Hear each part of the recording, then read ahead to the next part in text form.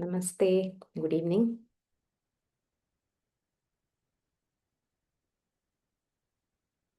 Let us begin. Sit comfortably. Keep your back, neck, and head in a straight line. Gently close your eyes.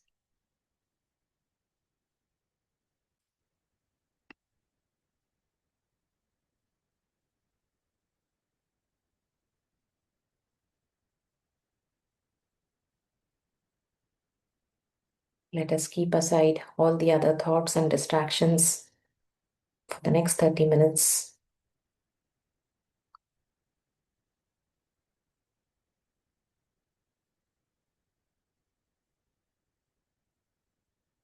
Visualize Bhagwan Narsimha in front of your eyes.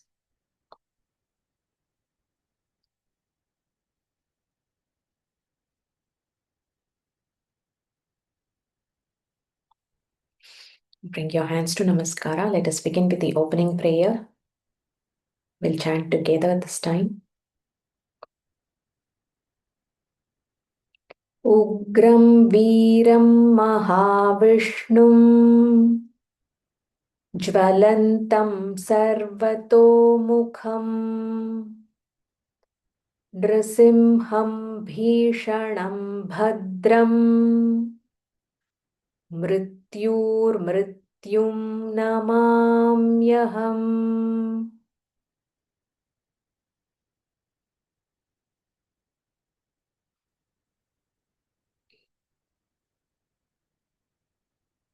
Let us do the revision. We chant together. नृसिंहकवचं वक्ष्ये प्रह्लादेनोदितं पुरा सर्वरक्षाकरं पुण्यं सर्वोपद्रवनाशनम् सर्वसम्पत्करं चैव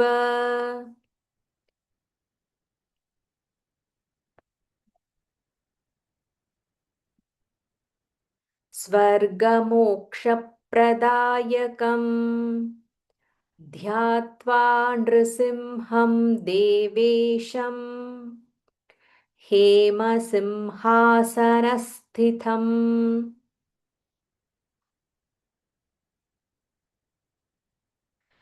विवृत्तास्यन्त्रिनयनम् शरदिन्दुसमप्रभम् लक्ष्म्यालिङ्गितवामाङ्गम् विभूतिभिरूपाश्रितम् चतुर्भुजं कोमलाङ्गम् स्वर्णकुण्डलशोभितम् सरोजशोभितोरस्कम् रत्नकेयूरमुद्रितम् तप्तकाञ्चनसङ्काशम् पीतनिर्मलवाससम् इन्द्रार्दिसुरमौलिस्थ स्फुरन्माणिक्यदीप्तिभिः विराजितपदद्वन्द्वम् शङ्खचक्रादिहेतिभिः गरुत्मता च विनयात् स्तूयमानं मुदान्वितम् स्वहृत्कमलसंवासं कृत्वा तु कवचं पठेत् नृसिंहो मे शिरः पातु लोकरक्षात्मसम्भवः सर्वगोपिस्तम्भवासः भालं मे रक्षतु ध्वनिम् नृसिंहो मे दृशौ पातु सोमसूर्याग्निलोचनः स्मृतिं मे पातु नृहरिर्मुनिवर्यस्तुतिप्रियः नासं मे सिंहनासस्तु मुखं लक्ष्मीमुखप्रियः. Let's move to today's shlokas 10, 11 and 12. Sarva, Sarva, Vidya, Vidya. There is a half the and a full year. Sarva Vidya Dhipaha, Adipaha. So the Mahaprana. Sarva Vidyadhipaha, Sarva Vidyadhipaha, Patu. So Visarga followed by Pa. So we pronounce together as Sarva Vidyadhipah Patu. Sarva Vidyadhipah Patu. Nrisimho, Nrisimho, Rasanam, Rasanam, Mama, Mama. Bhaktram, Bhaktram, Patvindu Vadanaha. There is a half the and V. So Patvi, Patvindu Vadanaha. Patvindu Vadanaha. Sada, Sada, Prallada, Prallada, Banditaha, Banditaha. Vaktram Patvindu Vadanaha, Sada, Prallada, Banditaha. So these are normal the, not Mahapranada. So Patvindu, Sada, Prallada, Vanditaha. So here now we are moving to the other parts of the body. So yesterday we saw until mouth. Mukham Lakshmi Mukhapriyaha. Now the protection aspects, now we are moving into the tongue, Rasana. So Rasana refers to tongue. Here the comparative adjective that is given to Lord Narasimha is he is a Sarva Vidya Adhipaha. So he is the Adhipati or the Lord of all knowledge, Sarva Vidya. And knowledge expresses through our speech. So when we say protect our tongue, it also implies protecting our speech. Lord Narasimha, who is the knower of all knowledge, he is the Adhipati of all knowledge. Let that Narasimha protect my tongue, thereby my speech. Then Indu Vadanaha, the next adjective here is Indu Vadanaha, one who has the face of a moon. He has such a beautiful moon-like face, and his face is also always worshipped by Prahlada. Sada Vanditaha. Prahlada worships him always. May that Lord with such a beautiful moon-like face protect my face as well. So that is the so when we are contemplating on Bhagwan's face, we are also remembering our face. So first tongue and then protect my face. This is the scope in this shloka. Let us chant. सर्वविद्यादिपः पातु सर्वविद्यादिपः पातु सर्वविद्याधिपः पातु नृसिंहो रसनां मम नृसिंहो रसनां मम नृसिंहो रसनां मम वक्त्रं पात्विन्दुवदनः वक्त्रं पात्विन्दुवदनः वक्त्रं पात्विन्दुवदनः सदा प्रह्लादवन्दितः सदा प्रह्लादवन्दितः सदा प्रह्लादवन्दितः. Whenever we say the name Prahlada, immediately you feel so much of that bhava, that devotion, surrender, that automatically comes in whenever we utter the word, the name Prahlada. And if you have not yet seen the movie Mahavatar Narsimha, do watch it. It's such a beautiful movie. It is available on Netflix. Let us chant the first line.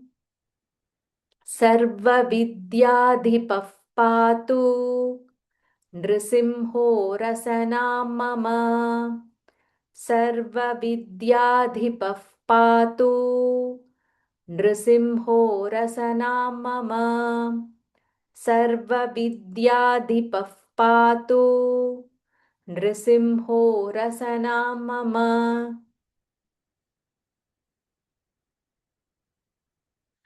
वक्त्रं पात्विन्दुवदनः सदा प्रह्लादवन्दितः वक्त्रं पात्विन्दुवदनः सदा प्रह्लादवन्दितः वक्त्रं पात्विन्दुवदनः सदा प्रह्लादवन्दितः Complete shloka. सर्वविद्याधिपः पातु नृसिंहो रसनां मम वक्त्रं पात्विन्दुवदनः सदा प्रह्लादवन्दितः सर्वविद्याधिपः पातु नृसिंहो रसनां मम वक्त्रं पात्विन्दुवदनः सदा प्रह्लादवन्दितः सर्वविद्याधिपः पातु नृसिंहो रसनां मम वक्त्रं पात्विन्दुवदनः सदा प्रह्लादवन्दितः नेक्स्ट श्लोका नृसिंहः पातु Nrisimhah Patu. Again, the Visarga rule applies. Nrisimhah Patu me kantham. Kantham. So after face, now we are moving towards the throat. Kantham, throat. Nrisimhah Patu me kantham. Tha Mahaprana, kantham. Skandhau, skandhau. Dha Mahaprana. Skandhau. Bhubhara. Both the bhas are Mahaprana. Bhubhara, Bhubhara, Bhubharananta Krit. Bhubharananta Krit. So this tha that you see here in the end, it is it. That's only half matra. So it is not the, it is it. But we don't say Bhubharananta Krit. But we'll say Krit. There is a Krit. So it ends, it doesn't end with the it, but it ends with the Bhubarananta Krit. There's a slight difference in the way we end. Whenever we end with a halanta, this is called as halanta. When we end with a halanta, we say Krit. The word just, the letter just extends a little bit. Bhubarananta Krit. Nrisimhah Patu me kantham skandhau bhubarananta Krit. Divya, Divya. There is a half v. Don't say Divya. This is Divya. Stress on that v. Divya. Divyastra. Divyastra. There is a half s and then tra. Divyastra Shobhita Bha Mahaprana. Divyastra Shobhita Bhujo Bha Mahaprana. Divyastra Shobhita Bhujo. Nrisimhah Patu. Nrisimhah Patu me Bhujau. Nrisimhah Patu me Bhujau. So here in the first, the third quarter, the third pada, it is Bhujo. In the end, the fourth pada, it is Bhujau. You can see there's two lines here. This is Bhujo, this is Bhujau. So here now first we are Nrsimha Patu. May Lord Nrsimha protect my throat. Then we are moving on to shoulders. Skandav. Skanda refers to shoulders. Skandau Bhubaranantakrit. So here Bhagwan is the sustainer. He sustains this entire world, entire earth. So Bhubarana Antakrit. So here it is, he is the performer, or Bhagwan is showcasing so many of these his how do I put it? We can see his working through the various cosmic laws, the cosmic order that we see in this world, be it the physical laws, biological laws, chemical laws. You will see Bhagwan's hand in those aspects. So we can think about law of gravity, we can think about the law of karma. In all these laws that we notice and observe, we see that Bhagwan is there. So he is that performer of all these wonderful activities that are happening in this world without our um, contribution to it. It just happens without our active participation, right? So that is why he is the sustainer of this order. So such a God Narsimha, let him protect our shoulders, skanda. Then we move on to arms. So here Bhagwan's arms, they are beautified with Divya Astra, divine weapons. All these divine celestial weapons, Bhagwan's arms, he's holding in his arms. So we are connecting with those arms, and then we are saying that may Lord Narsimha, who is resplendent with these divine weapons on his arms, let that Lord protect my arms. Bhujau. So here this is Bhujau, this is the Dvivachana, which is dual, referring to both the arms. Divyastra Shobhita Bhujau. Shobhita is shining, radiant. His arms are shining or glowing because of the various astras that he is holding. Let us chant. Nrisimha patu me kantham. Nrisimha patu me kantham. Nrisimha patu me kantham. Skandhau bhuvaranantakrit. Skandhau bhuvaranantakrit. Skandau bhuvaranantakrit. Divyastra-shobhita-bhujo. Divyastra-shobhita-bhujo. Divyastra-shobhita-bhujo. Nrisimha patu me bhujau. Nrisimha patu me bhujau. Nrisimha patu me bhujau. First line. Nrisimha patu me kantham. Skandhau bhuvaranantakrit. Nrisimha patu me kantham. Skandhau bhuvaranantakrit. Nrisimha patu me kantham. Skandhau bhuvaranantakrit. Divyastra-shobhita-bhujo. नृसिंहः पातु मे भुजौ दिव्यास्त्रशोभितभुजो नृसिंहः पातु मे भुजौ दिव्यास्त्रशोभितभुजो नृसिंहः पातु मे भुजौ. Complete shloka 3 times.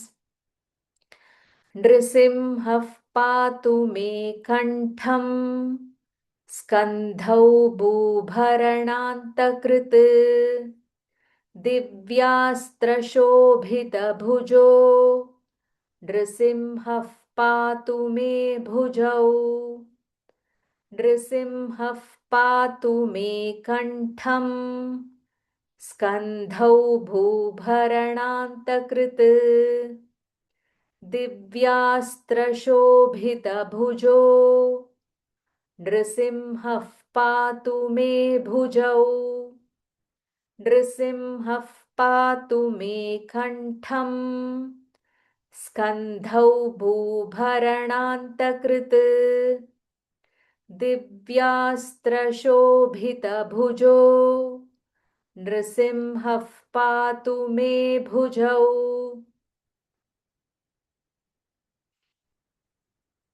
Next shloka.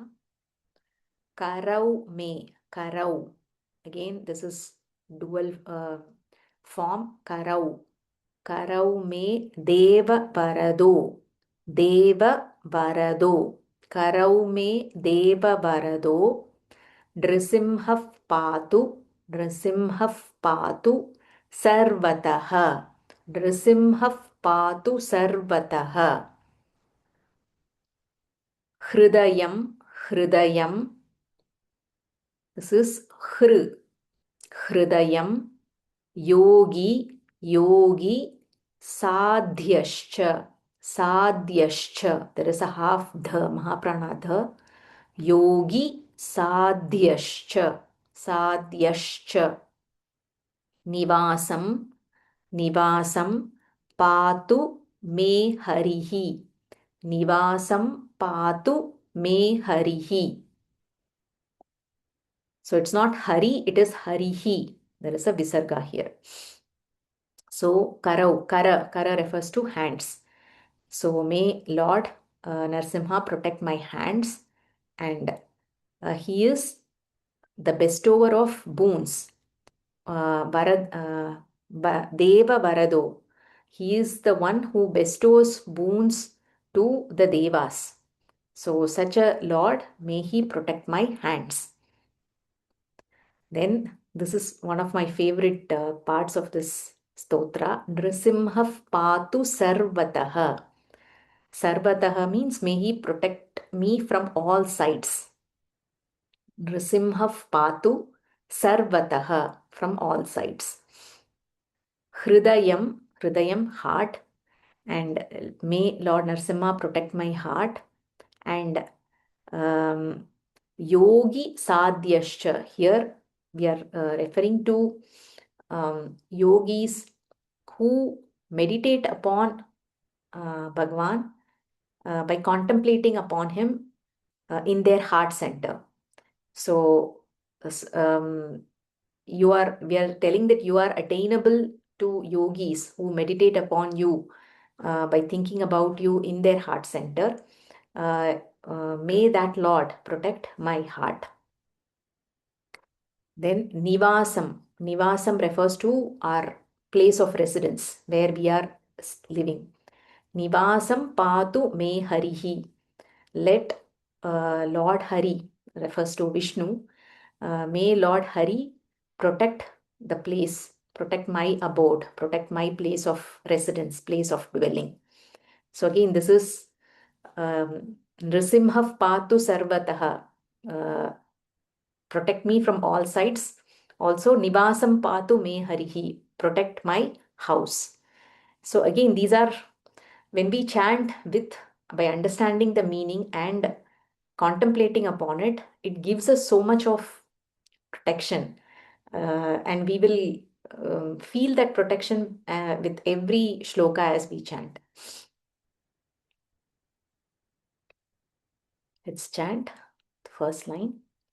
Karau me deva varado. Karau me deva varado.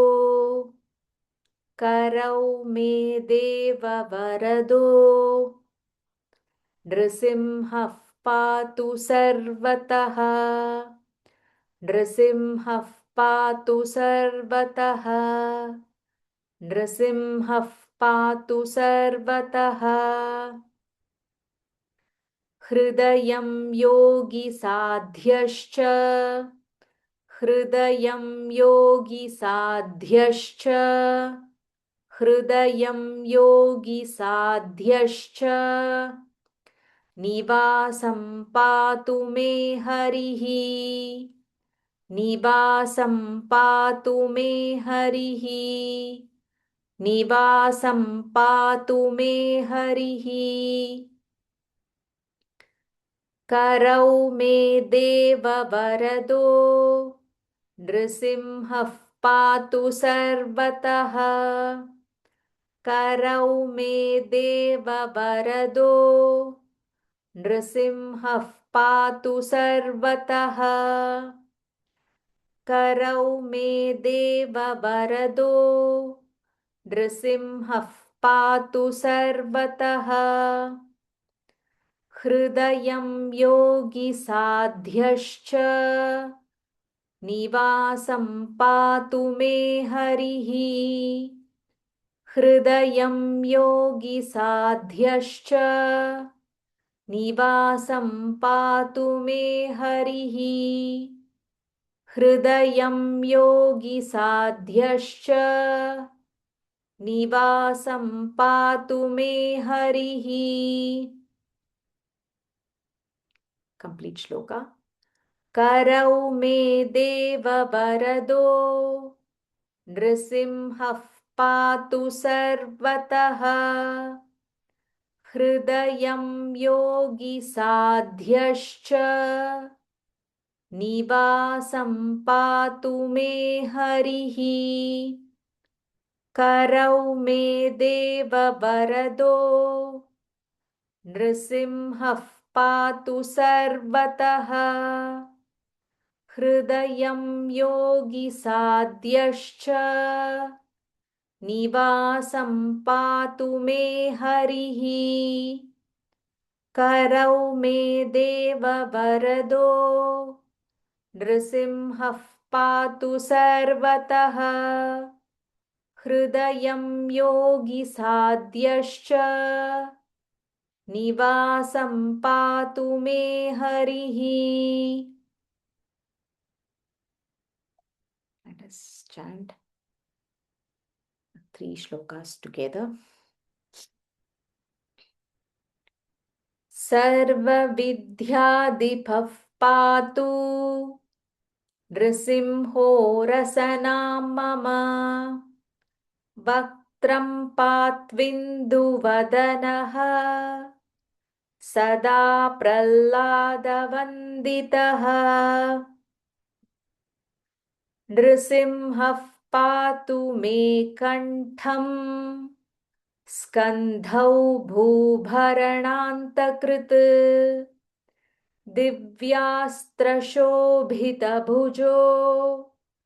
Nrisimhah patu me bhujau. Karau me deva varado. Nrisimhah patu sarvatah. Hridayam yogi sadhyascha. Nivasam patu me harihi. Gently close your eyes.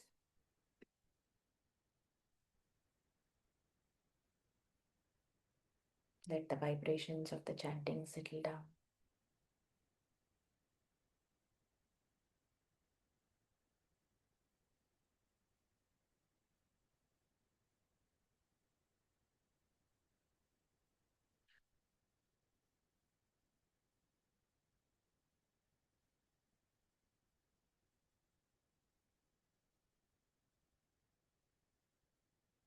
The aspects of protection that we saw in the shlokas today. Reflect on those. The tongue, the complete face, neck, the throat region, shoulders, arms, the heart center.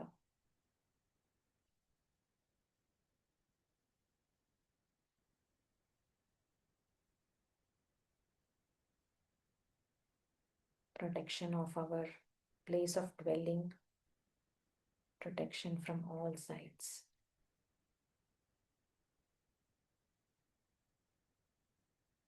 Bring your hands to Namaskara. Let us conclude with a closing prayer. We'll chant together. Krishnaya Vasudevaya Devaki Nandanaya Cha Nandagopakumaraya Govindaya Namo Namaha.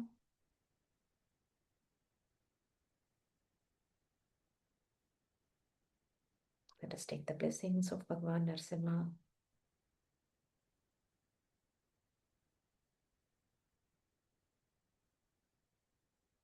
Slowly open your eyes. Thank you for joining. We'll again meet tomorrow. Thank you. Thank you. Thank you.